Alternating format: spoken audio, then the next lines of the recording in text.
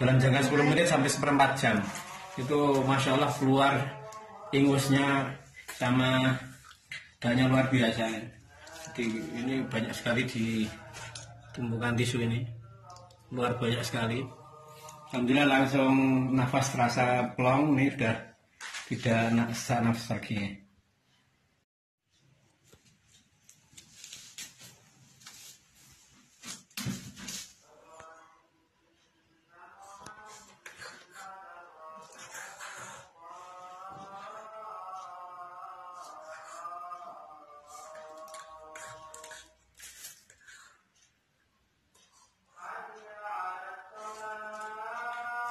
Gimana Mbak?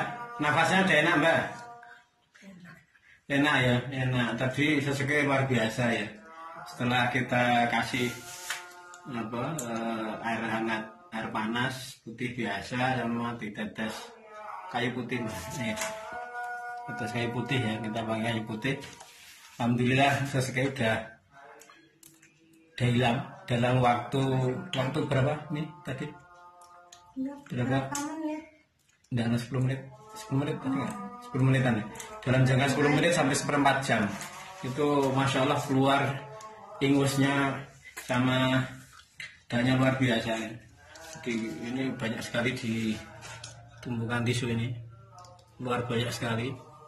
Alhamdulillah langsung nafas terasa plong, ini sudah tidak nafas lagi. Kalau nafas mengerikan ya, kayak nazak itu. Ya moga-moga sehat Mbak ya.